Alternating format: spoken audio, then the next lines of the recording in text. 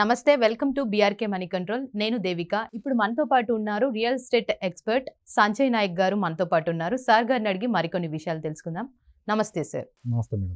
Sir, ఇప్పుడు real estate లో investment చేసుకుంటారు కదా సార్ చాలా మంది. సో అది ఎంతవరకు సేఫ్ అంటారు sir? One of the safest investment అంటారు. ఎందుకంటే పేరులోనే ఉంది రియల్ ఎస్టేట్, ఒక నిజమైన స్థిరమైన ఆస్తి. ఒక నిజమైన స్థిరమైన ఆస్తి అనేది ఏంటంటే ఎప్పుడైనా సరే తక్కువ పెట్టుబడి పెట్టి ఎక్కువ రిటర్న్ తీసుకోవాలి, దాన్నే రియల్ ఎస్టేట్ అంటారు. And compare to other investment option ఇప్పుడు మనకు చాలా ఆప్షన్స్ ఉన్నాయి. కొందరు మ్యూచువల్ ఫండ్స్ అయ్యే అంటారు, కొందరు గోల్డ్ తీసుకోండి అంటారు, కొందరు వచ్చేసి చిట్టీలు పెట్టుకోండి అంటారు. అట్లా మనకి డిఫరెంట్ ఆప్షన్స్ ఉంటాయి. గోల్డ్ అంటారు, సిల్వర్ అంటారు. సో డిఫరెంట్ ఆప్షన్స్ ఎన్ని ఉన్నప్పటికీ కూడా ఏంటంటే అంటే తరతరాల నుంచి వస్తుంది ఇది. మనం గతంలో కూడా తీసుకుంటే యుద్ధాలన్నీ జరగడానికి గల కారణాలు ఏంటి అంటే ల్యాండే. అంటే ల్యాండ్ అనేది అంత పవర్ఫుల్. ఒక person wealthy person, rich person అని ఎట్లా డిఫైన్ చేస్తారని ఆయన దగ్గర ఉన్న ఆస్తులను బట్టి. ఆస్తులు అంటే ఫస్ట్ క్యాలిక్యులేషన్ చేసేది ల్యాండ్స్, ప్రాపర్టీస్ మాత్రమే. సో ఎవరి దగ్గర అయితే భూములు ఉంటాయో వాళ్ళనే భూరాజులు, భూస్వాములు అంటారు. అవునా కదా, ల్యాండ్ లార్డ్స్ అంటారు. దాని అర్థం ఏంటి అంటే ఎవరి దగ్గర అయితే ఆస్తులు ఎక్కువ ఉంటాయో, మీరు బిల్ గేట్స్ ఎవరైతే ఉన్నారో మీకు ఐడియా ఉండొచ్చు, ప్రపంచంలోనే ఆయన దగ్గర దాదాపు 2.5 లక్షల ల్యాండ్స్ ఉన్నాయంట. అన్ని ఎకరాల ల్యాండ్స్ ఆయన కొనిపెట్టారు. అంటే దాని అర్థం ఏంటంటే ఎవరి దగ్గర అయితే మీరు ప్రపంచంలో ఎవరినైనా చూడండి, రిచెస్ట్ పీపుల్ ఎవరైతే ఉన్నారో, వెల్తీ పీపుల్ ఎవరైతే ఉన్నారో వాళ్ళ దగ్గర ఇన్వెస్ట్మెంట్లో 60% మినిమం అంతా కూడా రియల్ ఎస్టేట్లోనే ఉంటుంది. సో రియల్ ఎస్టేట్ అనేది ఏంటంటే ఎప్పుడు కూడా పెరిగేది కానీ తరిగిపోయేది కాదు. రోజు రోజుకి డిమాండ్ పెరిగే ప్రోడక్ట్ ఏదైనా ఉంది అంటే దట్ ఈజ్ రియల్ ఎస్టేట్. అందుకే రియల్ ఎస్టేట్ అంటారు. ఎన్ని ఇన్వెస్ట్మెంట్స్ ఉన్నా, ఎంతమందికి ఎన్ని డ్రీమ్స్ ఉన్నా, ఒక డ్రీమ్ కామన్గా ఉంటుంది. దట్ ఈజ్ నాకంటూ ఒక ఓన్ ప్రాపర్టీ ఉండాలి, నాకంటూ ఒక సొంత ఇల్లు ఉండాలి అని చెప్పేసి ఒక డ్రీమ్ ఉంటుంది ఎవరికైనా సరే. అది ఫుల్ఫిల్ అయిన తర్వాత కూడా చాలామంది ఏమనుకుంటారు, ఉండడానికైతే ఒక ఇల్లు ఉంది, ఒక ఫామ్ హౌస్ లాగా ఉండడానికో లేదా అగ్రికల్చర్ చేయడానికో అని చెప్పేసి ల్యాండ్లో ఇన్వెస్ట్మెంట్ చేయాలని అనుకుంటారు. అండ్ భూమిలో పెరిగినంత స్పీడ్గా దేంట్లో పెరగవు. అంటే ఇప్పుడున్న మార్కెట్ కండిషన్లో ఎక్కువ శాతం రియల్ ఎస్టేట్లోనే ఇన్వెస్ట్మెంట్ ఎందుకు చేస్తున్నారంటే హైదరాబాద్ సిటీ అనేది రోజు రోజుకి ఎక్స్పాండ్ అవుతుంది. ఇంతకుముందు మనకి ఇన్నర్ రింగ్ రోడ్ ఉండే, అవుటర్ రింగ్ రోడ్ వచ్చింది, ఇది అందరికీ తెలుసు.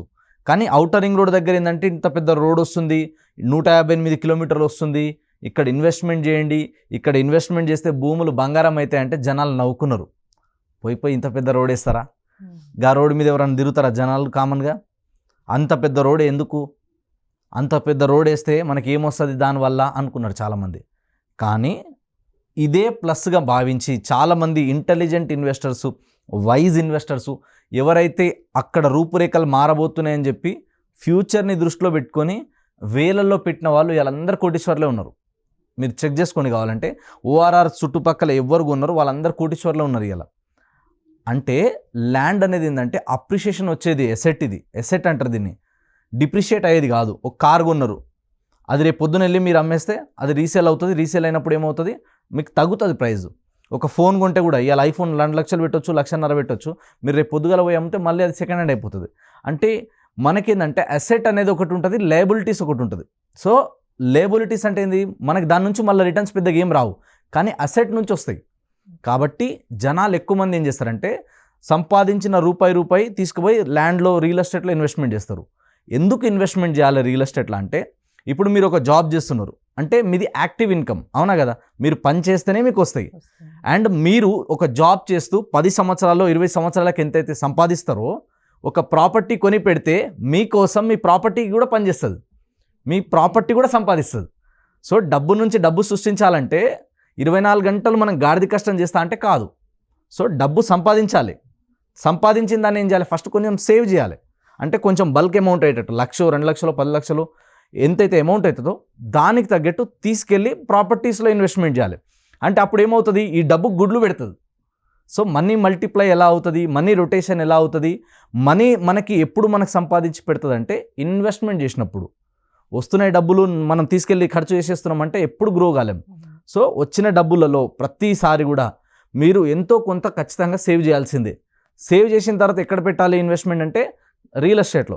ఎందుకు అంటే వేరే కూడా ఉన్నాయి ఆప్షన్స్, మనకి చాలా ఆప్షన్స్ ఉన్నాయి. కానీ ఎప్పుడు మార్కెట్, ఇప్పుడు షేర్ మార్కెట్ ఉంది, దాంట్లో ఇన్వెస్ట్మెంట్ చేయాలంటే మీకు 100 క్యాలిక్యులేషన్ తెలవాలి. రిస్క్ ఎక్కువ ఉంటుంది. గ్యారంటీ ఇట్లా పెట్టు ఇట్లా వస్తాయని చెప్పనీకి ఉంటుందా? ల్యాండ్లో మీరు కావాలంటే మీ ఊర్లో ఉన్న పెద్ద మనుషులను అడగండి, 70 ఏళ్ళ ముసలి వాళ్ళు ఎవరైతే పెద్దవాళ్ళు ఉన్నారో వాళ్ళని వెళ్ళి అడగండి, నా దగ్గర 10 లక్షలు ఉంది, నేను ఏం చేయమంటారంటే బిడ్డ ఏడనవో ఇంత జాగ్గును అంటారు. రియల్ ఎస్టేట్ అట్లా కాకపోతే మీకు షేర్ మార్కెట్లో పెట్టండి, ఇంకోటి దగ్గర పెట్టండి అని ఎవరు సజెషన్ ఇయ్యరు. ఎందుకు అంటే ల్యాండ్ అనేది ఏంటంటే ఎప్పుడు కూడా ఎనీ టైం మీకు అవసరం వచ్చిందనుకో అమ్మేసుకోవచ్చు, లేదా ఎప్పుడు అవసరం వచ్చినా గిరి పెట్టవచ్చు, లేదా ఈరోజు మీరు ఒక ప్రాపర్టీ కొనుక్కుంటే రేపు మ్యారేజ్ అయిన తర్వాత పెద్దవాళ్ళు ఉన్నారనుకోండి, ఫర్ ఎగ్జాంపుల్ వాళ్ళ పిల్లలకి ఎడ్యుకేషన్ కోసం పనికి వస్తుంది, లేదా మ్యారేజ్ కోసం పనికి వస్తుంది, లేదా ఏదైనా ఎమర్జెన్సీ వచ్చినప్పుడు కాపాడుకుంటుంది ఒక పెద్ద కొడుకు లాగా. కాబట్టి ప్రాపర్టీలో ఇన్వెస్ట్మెంట్ చేస్తారు.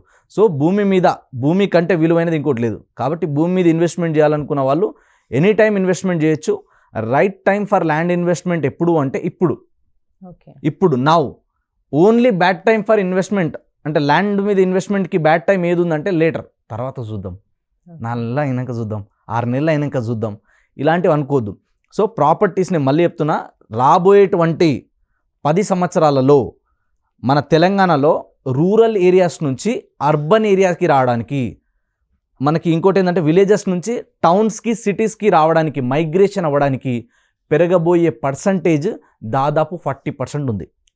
ఇప్పుడు హైదరాబాద్లో యాన్ యావరేజ్గా ఎవ్రీ ఇయర్ ఒక 5 లక్షల మంది జనాభా పెరిగిన అనుకుందాం. 10 సంవత్సరాలకి ఎంత అవుతుంది? 50 లక్షల మంది జనాభా అవుతుంది. అంటే ఇప్పుడున్నరే దాదాపు 1,30 లక్షల మంది జనాభా ఉంటే ఇంకొక 50 లక్షల మంది జనాభా వస్తే హైదరాబాద్ ఎలా ఉంటుంది? ఇంకా కిక్కిరిసిపోతుంది. కాబట్టి ఎప్పుడు కూడా ఏంటంటే ఎక్స్పాండ్ అవుతూ పోవాలి.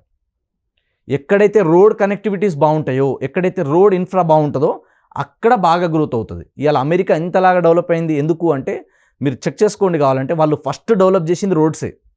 ఎక్కడైతే రోడ్లు పడతాయో అక్కడ ఆటోమేటిక్గా కంపెనీస్ ఇండస్ట్రీస్ వస్తాయి. ఎక్కడైతే కంపెనీస్ ఇండస్ట్రీస్ వస్తాయో అక్కడ ఆటోమేటిక్గా ఎంప్లాయ్మెంట్ వస్తుంది, సరౌండింగ్ అన్ని రకాల ఎమ్యూనిటీస్ ఫెసిలిటీస్ వస్తాయి. అది వచ్చిన తర్వాత ఆటోమేటిక్గా జనాలు వస్తారు. ఎక్కడైతే డెవలప్మెంట్ అవుతుందో రాబోయే రోజుల్లో 10 సంవత్సరాల్లో 20 సంవత్సరాల్లో ఎక్కడైతే డెవలప్మెంట్ అవుతుందో అలాంటి ఏరియాలో ఇన్వెస్ట్మెంట్ చేయాలి. అప్పుడు ఫాస్ట్ అప్రిషియేషన్ వస్తుంది. అంటే తక్కువ పెట్టుబడిలో మీరు ఎక్కువ రిటర్న్ తీసుకోవాలంటే ఓఆర్ఆర్ నుంచి రీజనల్ రింగ్ రోడ్ వరకు సిటీ సరౌండింగ్లో అప్రూవ్డ్ లేఅవుట్లో కొనాలి ప్లాట్లు అయితే. ఎందుకంటే ప్లాట్స్ అనేది అన్నిటికంటే తక్కువ ప్రైస్లో వస్తుంది. అపార్ట్మెంట్లో ఫ్లాట్ కొనాలన్నా మినిమం 70-80 లక్షలు పెట్టాలి. ఒక విల్లా కొనాలంటే మినిమం 3 CR అండ్ ఎబో పెట్టాలి. తర్వాత వచ్చేసింది మనకి అగ్రికల్చర్ ల్యాండ్లో ఇవాళ మన తెలంగాణలో మరీ ముఖ్యంగా హైదరాబాద్ నుంచి 100 కిలోమీటర్ రేడియస్లో ప్రైమ్ లొకేషన్లో రైట్ ప్రాపర్టీస్ మీకు కావాలంటే మినిమం 80 లక్షలు పెట్టాలి ఎకరం. సో అంత అమౌంట్ అందరు ఎఫర్ట్ చేయలేరు కదా. అంత అమౌంట్ ఎఫర్ట్ చేయలేరు అన్నప్పుడు 10 లక్షల నుంచి కూడా మీకు ఎక్కడొస్తాయి ల్యాండ్స్ అంటే ఓన్లీ ఓపెన్ ప్లాట్స్లో వస్తాయి. కాబట్టి ఓపెన్ ప్లాట్లో ఇన్వెస్ట్మెంట్ చేయాలి. అది కూడా హెచ్ఎండిఏ కానీ డిటిసిపి కానీ అప్రూవ్డ్ అయి ఉండాలి. సో అప్రూవ్డ్ లేఅవుట్ ఉంటే ఏముంటుంది? ఎల్పి నెంబర్ ఉంటుంది, ల్యాండ్ క్లియర్గా ఉంటుంది, ఎలాంటి ఇబ్బందులు ఉండవు. కాబట్టి ఇన్వెస్ట్మెంట్ చేసేటప్పుడు రైట్ లొకేషనా కాదా, మనకు రైట్ ప్రైస్లో వస్తుందా లేదా, రైట్ డెవలపరా కాదా, ఇవి చెక్ చేసుకున్న తర్వాత మన బడ్జెట్ తగ్గట్టు మనం భూమి మీద ఇన్వెస్ట్మెంట్ చేస్తే భూమి మీద ఇన్వెస్ట్మెంట్ చేసిన వాళ్ళందరూ కోటీశ్వర్లు అవుతారు. అండ్ ఇన్వెస్ట్మెంట్ చేసిన వాళ్ళందరూ కోటీశ్వర్లు కావాలని నేను మీ ఛానల్ ద్వారా మనస్ఫూర్తి కోరుకుంటున్నాను. Thank you so much sir. Thank you. చాలా మంచి ఇన్ఫర్మేషన్ ఇచ్చారు సార్. Thank you.